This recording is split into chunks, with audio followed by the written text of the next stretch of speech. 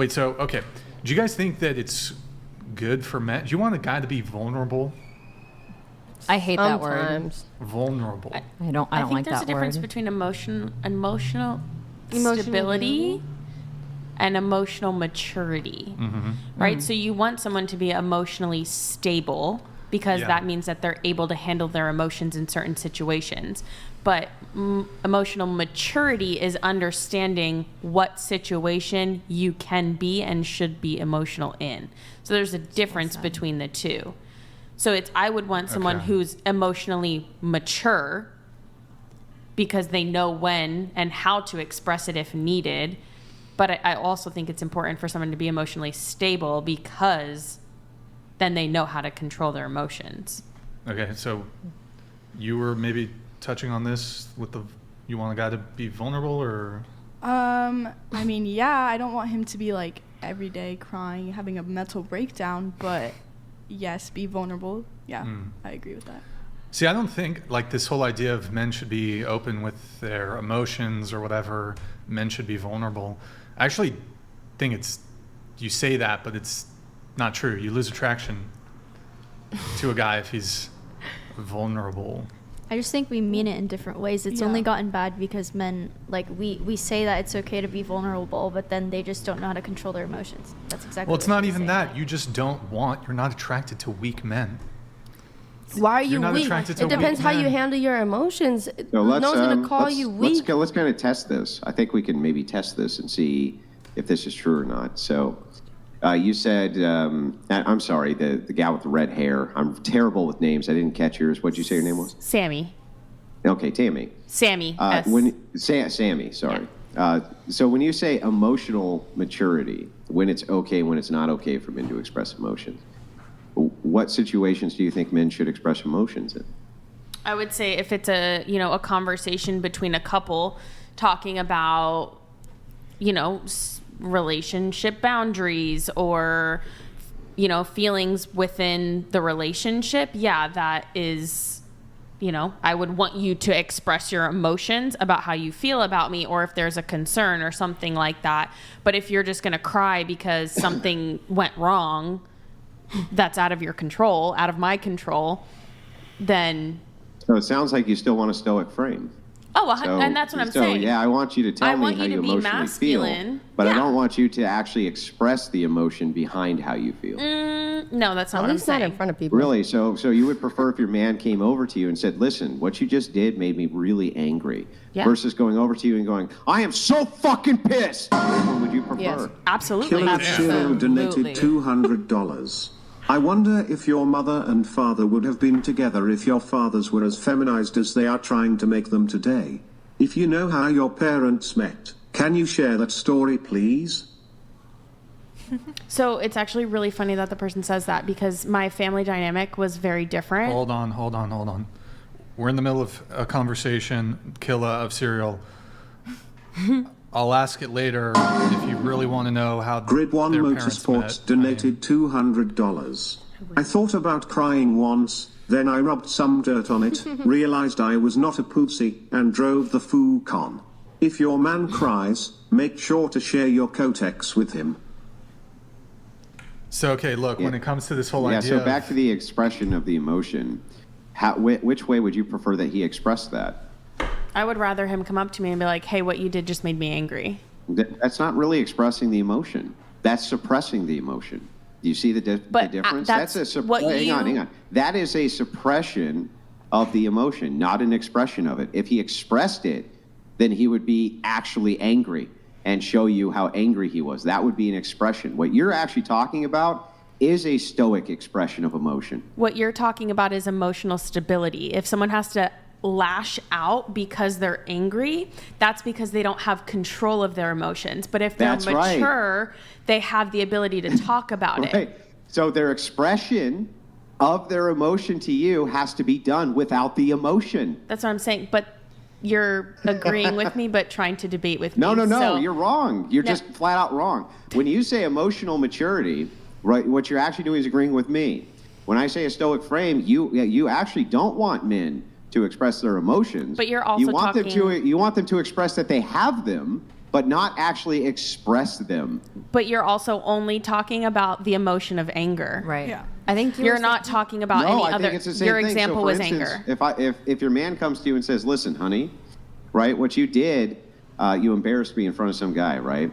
That really hurt my feelings, right? And I would prefer if you didn't do that in the future because that's what it did, right? As opposed to when you hurt his feelings, he started acting like he was, flustered and flabbergasted, and he was super upset and this type of thing, stuff that we would normally excuse for women. You would not excuse for him. You would expect him to express this from a stoic angle, right? And just say to you later, look, you wouldn't? You'd want him to break down and be blubbery?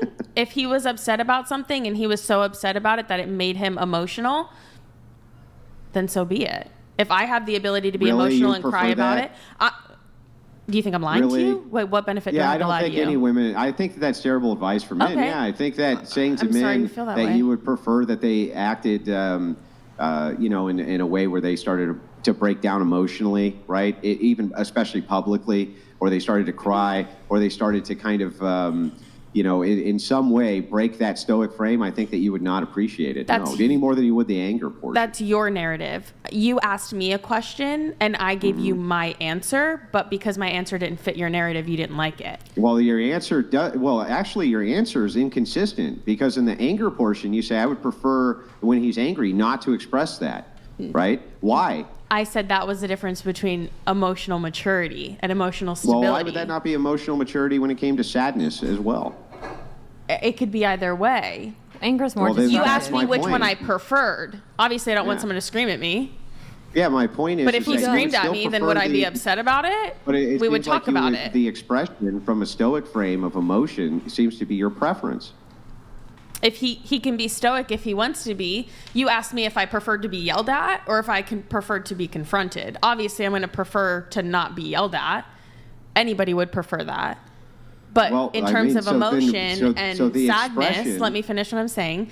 In the term of sadness, if he wants to cry about it, he can cry about it and we can talk about it. If he wants to be stoic, again, that's the person, right? However they want to express their emotional maturity and emotional stability, that's fine. You asked me if I preferred to be yelled at or if I preferred to be confronted. Well, he's not yelling at you, he's just yelling. You're still yelling. Or maybe he's just not even yelling, but he's just really angry when he says a thing. He just says, listen, this really pissed me off. It made me mad. That's not him yelling. He's just expressing this emotion. But it's not a comfortable emotion to express, right? Your comparison was, that made me fucking angry, or that made me angry. Yeah, obviously, I'm going to prefer not to be yelled at. But even then, let's go back to, we'll just dial it back, right? We'll dial the yelling back. He's not yelling, but he has an anger in his voice when he's talking to you because you made him angry. Wouldn't you prefer that was gone as well? No. And that he just stoically delivered to you that you made him angry and not to do that. Now you're Wouldn't that switching be it the up. preference? You're switching it up. Your initial comparison Yeah, I'm trying to follow your line of logic. That's right. Right, because it doesn't fit your narrative. That's okay. Well, what does that mean, fit my narrative? Do you know what logic is? Yeah. Okay, if you know what logic is, then tell me the 3 laws of it. The original thing that Brian asked Hang on, about stop. vulnerability. Stop. If you know what logic is, then tell me what the 3 rules of logic are. I know the general definition of logic. I'm sorry, I don't know the. Yeah, you don't. So here's the thing, right? Back off on the narrative building. What I'm trying to do is I'm trying to walk through whether or not you actually would prefer a stoic frame on a man ultimately if we follow your worldview through. You're switching after I already answered your question. You're switching up your question. Yeah, that's how I continue to test the logic. That's right. Okay, and I said that I had already answered based on my understanding of your question. Do I want to be yelled at? That's why I asked a new one, so I can continue to test the logic. Okay, so you already got my answer though, but why are we still talking about the same exact thing? This is the one thing I do really think weird. You're a great speaker, but this is one thing that I don't appreciate about you. You dig at the same thing to get a different answer so that it fits to test your the logic, narrative. yeah. So what are the 3? You realize that when you're testing somebody's logical consistency, it may require multiple questions, right? Yeah, but when it doesn't follow suit with what you believe in, then so think of it like a tree. That's a logical tree. That's what it's called. So you go down branch 1 and you go, oh, okay, now we understand where that position it leads. We go down branch 2, now we know where that position leads. Branch 3, now we know where that position leads. But we're all moving the logic towards whatever the conclusion of the position is. It's not narrative building. It's just me trying to actually figure out your positions. It's not even being mean. I'm just literally trying to figure out your positions. Right. And I said that I would just prefer someone be emotionally stable and emotionally mature and be able to talk about what they're feeling. If they want to cry about it, that's great. Right. If they want to scream about it, obviously I would prefer not. Yeah, that's what we're testing by going down these different branches and questions. Right. You see what I'm saying? Yes. Yeah, so there's a difference between you expressing that is what you want, but then based on answers to questions, it may not actually be. That's why that's occurring. So, I mean, I'm fine moving on, but I'm just letting you know. Mm-hmm. So I wanted to have a bit of back and forth on this, going back, I guess, to the vulnerability thing. I think from a dating lens, from a dating frame, so this idea that you guys are cool or okay with men who might be vulnerable or show their emotions, or even, well, I don't know if weak is the right word here, but I want to ask y'all a question. Would you prefer a guy to approach you in a confident manner, or for a guy to approach you super nervous, a little shaky, eye contacts all over the place, tremble in his voice, lip quivering? Which would you prefer? Go ahead. Oh, God, both. Yeah, okay, both, okay. Both, because you're like, oh wow, like I'm making him anxious, I'm making him nervous, and that's like you're showing that. So to me, I can see your effort, so that is attractive. But I do enjoy confidence. What about you? Yeah, I would agree. Nervousness wouldn't deflect me, but I would prefer confidence. Okay.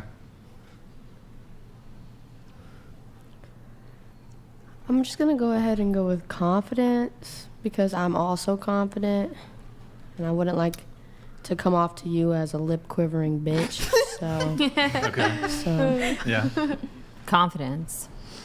I would say confident too. Confident. Confident, but something about a man being like his knees shaking in front of me just makes me feel like, yeah, I'm that bitch. So. Well, okay, hold on. Just to be clear, there's a difference between an ego boost and you feeling like you're the shit because this guy's a little pussy in front of you and he's like simping over you versus this guy's really fucking attractive. Okay? That's what overconfident is like stressful. I'm not saying overconfident, but is it, I mean, am I wrong to state that women are attracted to confident men? No. No, I think No, yeah. Like factual. most women say they like confident guys. Yeah, I don't want to go out with somebody that's going to stand in the corner like, everybody thinks I'm ugly. And like most men would probably, most men giving their own experience would say when it comes to their success with women, do they have a higher success rate when they're confident, or do they have a higher success rate when they're fucking quivering and nervous and shaky, their eye contact's all fucked up, bottom lips all shaking, stumbling over their words, stuttering, etc.?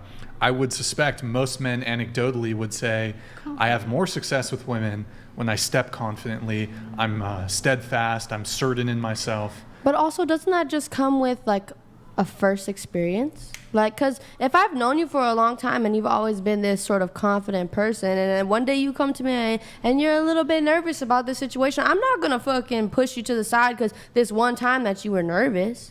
So I feel like that has more to do with like what's going on right now. Like, if I just met you and you say, oh, I want to be with you, like, you're going to be with me, I'm the hottest out. Okay, well, maybe I will. But a couple months down the line, if you're like, no, I know what I need to do and you need to be on the same page as me, I'm not as attracted to you as the same way I was when I first met you and you were just confident in yourself. Because sometimes confidence can also be confused. Okay. Lone Star donated $200. Thank you, Lone Star. Andrew, I think you missed on Red Hair's worldview. Wouldn't a better question been how much emotion is allowed? It sounds like she wants an emotional man but prefers little emotional volatility. It's hard to say. She shut the inquiry down. So I was happy to continue with the inquiry, but if you shut the inquiry down, I don't know where to go with that. If you're just like, well, I already answered one of the questions, so therefore I'm done with the inquiry. I don't know where to go with that. He definitely has the right. So when I think of a relationship dynamic, I am the submissive and he is the dominant, right? So he is the protector. He is my security. He's my safety blanket, things like that. I am the nurturer. I am the homemaker. So if he, majority of the time, has to be this dominant alpha role, right? I'm okay with certain situations, him being emotionally available and vulnerable. I'm not going to think less of him as a person or less of him in this dominance role because he shows emotional availability at times, right? Obviously, if someone's breaking into our house, that's where his dominance needs to step in and the security needs to be, presented. But then if there's a situation after the fact where he's like, hey, I was nervous and I was scared I was scared. Yeah, okay, talk to me about it. But in that moment, you stepped up and you played your role. So there's a time and a place. Yeah, that makes sense to me. But wouldn't you agree that the more often that a man kind of steps out of that role to be emotionally vulnerable, the less likely he will be over time if those other situations do arise to keep the stoic frame to protect you to do those things. Right, and that's why I'm saying it's very situational. Like I said, I'm the submissive one, you're the dominant one. So you should be dominant majority of the time, and I am going to be the submissive one majority of the time. So I don't want you walking around crying all the time because that's just not the type of person I'm attracted to. Yeah, you would prefer that stoic frame. Exactly. Right? Yeah. Sammy, it sounded like you were saying that you want a man who can express his emotions, but that knows when and how much to express those. Like, so someone said, if he's expressing love, would you want him to like hug you and make eye contact and show with his body language that he loves you? Or would you prefer that he's just like super stoic, no facial expression, robotic? The physical contact. Okay, cool. So that's what you were saying. Yeah. Yeah. Emotional maturity. Exactly. Okay.